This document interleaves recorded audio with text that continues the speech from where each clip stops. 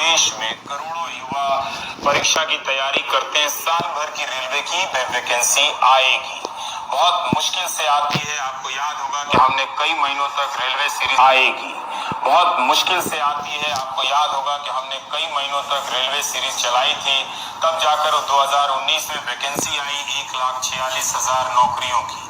आपको बताते हुए ये हर्ष का हश्र हो रहा है, हिंदी में समझिए कि परीक्षा के भी 1 साल से ज्यादा समय हो गए हैं, वैकेंसी आए हुए 2.5 साल हो गए हैं, मगर loco pilot, assistant loco pilot की बहाली, ज्वाइनिंग की प्रक्रिया अभी तक पूरी नहीं हुई है। रेलवे के लोग कहते हैं कि कोरोना के कारण नहीं देरी हो रही है। कोरोना तो मार्च से शुरू हुआ है भारत में, आधिकारिक रूप से 24 मार्च से। तो नौजवान परेशान है। एनटीपीसी एक होता है रेलवे में, नॉन टेक्निकल परीक्षा, उसके भी फॉर्म भरे, परीक्षा गायब होगी। अब जब उन नौजवानों को ये बताया जा रहा है, और पहली बार, ये बहुत अच्छी बात है रेलवे की तरफ से कि पहली बार रेलवे ने पारदर्शिता दिखाई है और नई भर्तियों पर प्रतिबंध लगा दिया है।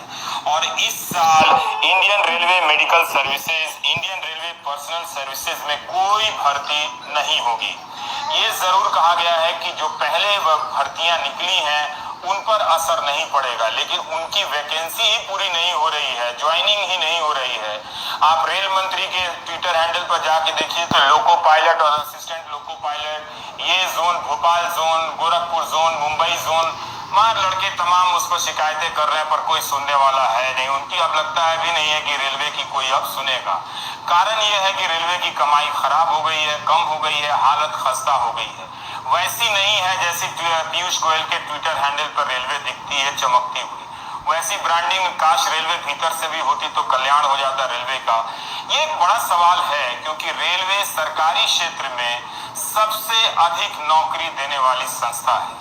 अब अगर ये संस्था नौकरियां देने के अवसरों को संकुचित करने लगे तो सोचिए कि इस देश के युवाओं का भविष्य एक ही चीज बचा सकता है, वो है व्हाट्सएप यूनिवर्सिटी में सप्लाई किया जाने वाला मीम और वीडियो। इसकी बढ़ा दी जाए, प्रोपेगेंडा गोदी मीडिया के जरिए बढ़ा दिया जाए, प्रोपेगेंडा की बड़ा ही हम विश्व गुरु टाइप बन रहे हैं, रोजगार की चिंता मत करो, तो भारत के बेरोजगारों को सुकून मिलता है। उन्हीं के लिए आगे की ये सूचना बता रहा हूं कि 68,000 जो रेलवे ने बताया है कि नॉन सेफ्टी कैटेगरी में भर्ती बची हुई है, इसकी समीक्षा की जा रही है। बताइए, अगर ये पोस्ट खत्म कर दिए गए तो इतनी संभावनाएं भारत के नौजवानों की बंद हो जाएंगी। वो ज्यादा समय लगता है व्हाट्सएप मीम में बिताने वाले हैं। 67,000। फिर 2 साल में जितने भी पदों का सृजन किया गया है उनकी समीक्षा हो, ये नए आदेश दिए गए हैं। उन पर नई भर्तियां अगर नहीं हुई, अगर 2 साल में पोस्ट क्रिएट हुआ है, बहुत लंबा समय लगता है पोस्ट क्रिएट करने में, अगर भर्ती नहीं हुई है तो उन पोस्ट को अब खत्म कर दिया जाएगा, रोक दिया जाएगा। कर्मचारियों के यात्रा भत्ते और दूसरे भत्ते में 50% तक कटौती होगी। अब इसको लेके मुझे को मेल लिखेंगे जिनमें से ज्यादातर लोग मुझे गाली देते रहते हैं। तो इन सारे लोगों को इसका मतलब है ज्यादा से ज्यादा मीम की सप्लाई किए जाने की, व्हाट्सएप मीम की 50% तक कटौती होगी। यानी रेलवे के कर्मचारियों का भीतर से हाल बुरा है। आउटसोर्सिंग स्टाफ में कटौती की जाएगी। अब देखिए, ज्यादातर अब नौकरियां रेलवे में जो हैं वो आउटसोर्सिंग के जरिए हैं। अगर इनकी कटौती की जाने लगी तो किस मात्रा में रेलवे बेरोजगार पैदा करेगी ये हम कभी नहीं जान पाएंगे, क्योंकि हमारे यहाँ कितने बेरोजगार हुए ये बताने की आधिकारिक व्यवस्था नहीं है। लेकिन बहुत सारी चीजें भारत में पॉजिटिव है, वो जानकर खुश रहने की जरूरत है। यह भी कहा गया है कि किसी फाइल को भेजने के लिए स्टाफ के साथ मत भेजिए, ऑनलाइन भेजिए, ताकि वो भी खर्चा बच जाए और यानी स्टाफ बच जाए, स्टाफ की जरूरत ना हो, उसे चलता किया जा सके। और फर्नीचर, अतिरिक्त गाड़ियां, कंप्यूटर, प्रिंटर की खरीद ना हो। उद्घाटन कार्यक्रम ऑनलाइन करें ताकि खर्चा बचे। मनोरंजन, प्रचार, यात्रा, बैंकों को यात्रा जो है वो सब कम किया जाए, यानी प्रचार वगैरह पर विज्ञापन कम दिया जाए। इसका थोड़ा बुरा असर अखबारों पर ही पड़ जाता है, मीडिया का। टीवी में तो रेलवे का विज्ञापन कम ही आता है, तो अखबार वाले वैसे ही उनकी नौकरियां जा रही हैं पत्रकारों की, तो बहुत बुरा है। लेकिन प्रोपेगेंडा के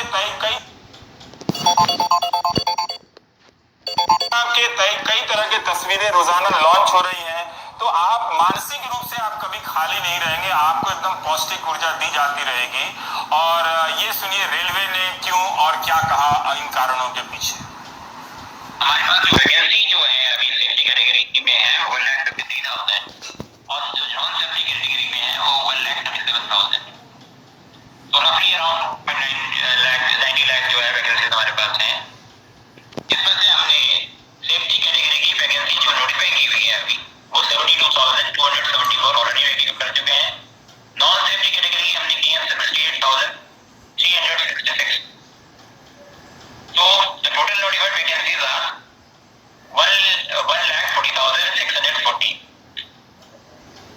तो इसमें से जो अब आप जो नॉन सेफ्टी कैटेगरी वैकेंसीज बची वो वैसे 68,000 रफली 68,000 जो है वैकेंसीज नॉन सेफ्टी कैटेगरी में बनती हैं। उनमें से जो आप लोगों के संज्ञान में आया है कि हम लोगों ने अभी कहा है कि रेलवेज को कि आप अपनी सेफ्टी कैटेगरी की वैकेंसीज एज इट इज भरिए, जो नॉन सेफ्टी कैटेगरी की वैकेंसी है उनको आप रिव्यू करिए।